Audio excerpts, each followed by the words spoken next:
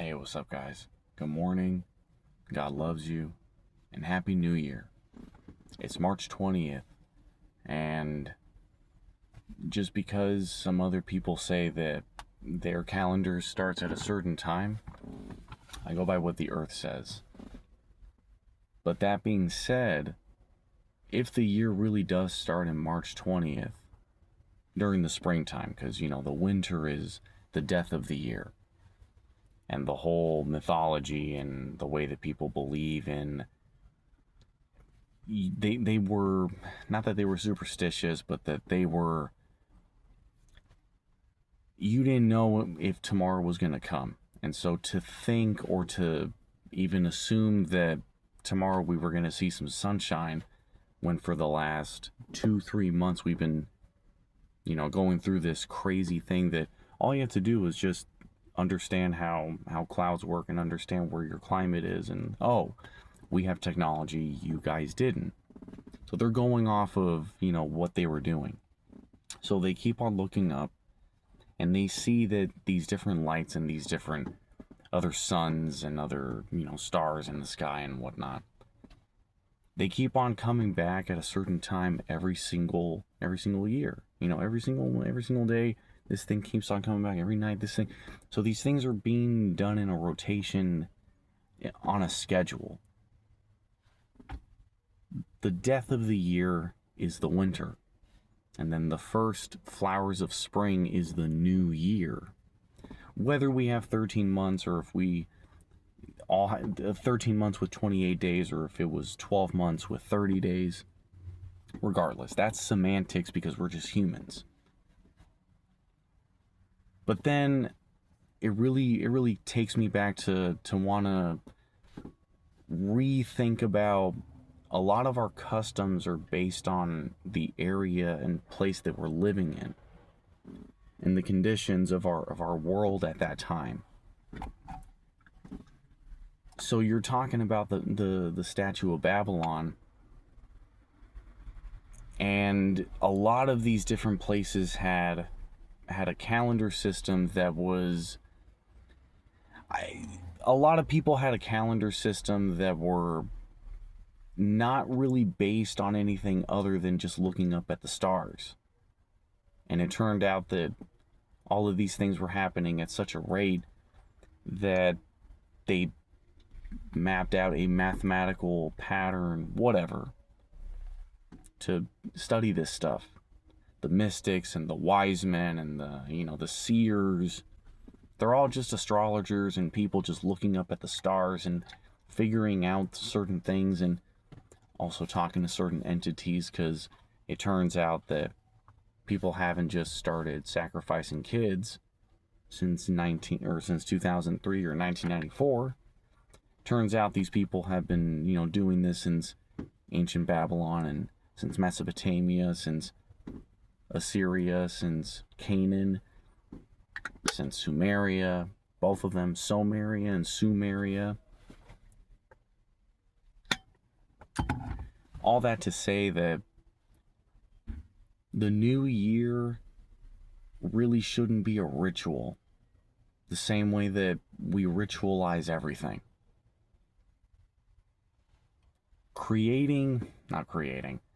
Having communion with God is a daily thing. And whether it's Christmas, or whether if it's Easter, whether if it's the New Year, St. Patrick's Day, Valentine's Day, putting your emotional investment in a thing that actually is just mundane. It's just a star. Our sun is somebody else's star. Because you can't be that Terran-centric. You think only about your planet. If somebody's star is your Taurus, technically, if you just break it down like that, then you're somebody else's constellation, or your sun is somebody else's constellation, meaning we're all helping each other navigate through our solar systems. But it is just all atoms. It's all just molecules in the vast nothingness that we're in.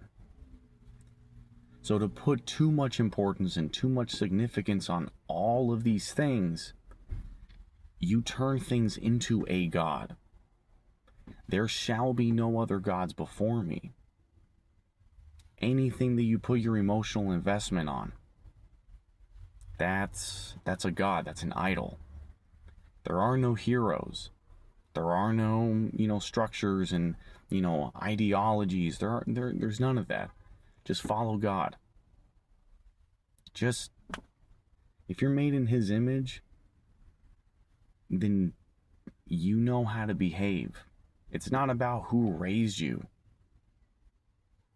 We all just want to work hard and, take care of our families and keep our communities going. It's not that big of a concept. Because it really is just mundane.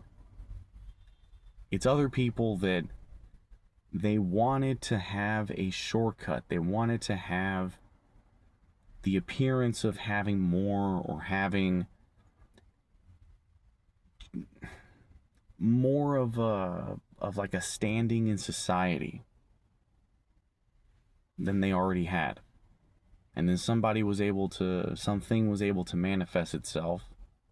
All it was doing was just watching. And it told the other 200, hey, watch this. I'm going to make this guy do some weird shit, thinking that it's going to give him a better harvest or something.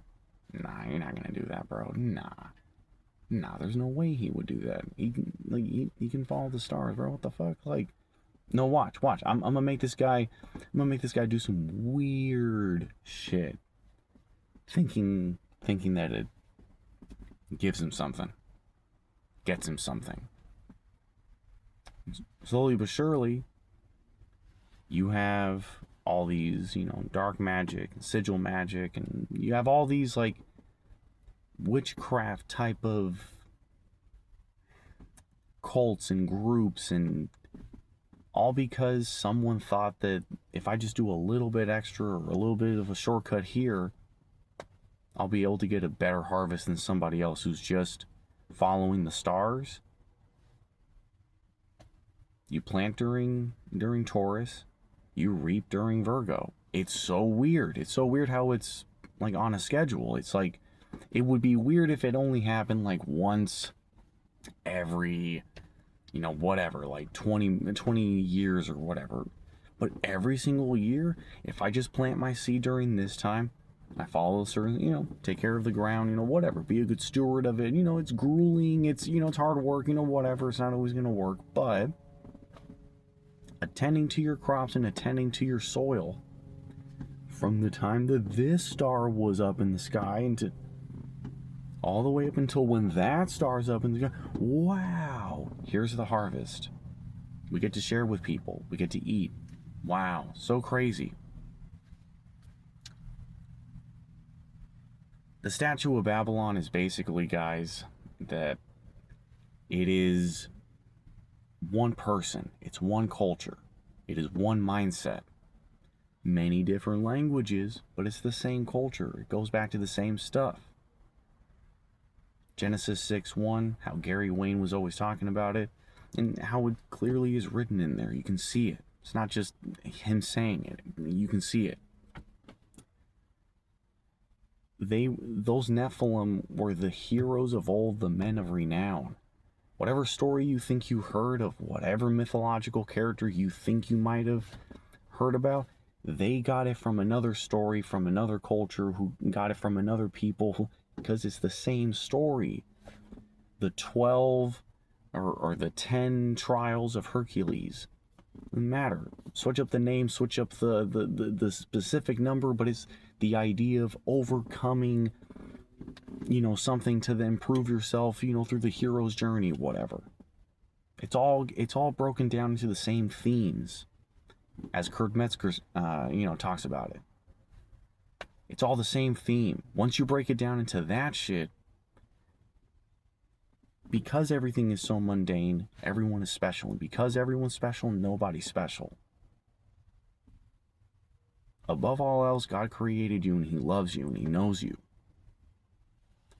So whether if it's just March 20th, the start of the spring equinox, whatever the fuck, I say Happy New Year to people on March 20th. Because the rest of the world had always been running on the, as soon as the first day of spring, that's the new year. It kind of throws people off, but it really doesn't. It's just like, it's just a greeting to people. It's no different than, top of the morning to you. What is that, at the beginning of the morning, or is that like at the top of the morning? At the begin, like at the midway, or like at the high noon of the morning, or whatever. It doesn't matter. It's just, hey, how you doing? It's the same thing. Brothers and sisters, keep pushing. We got this. God knows what he's doing. I'm out.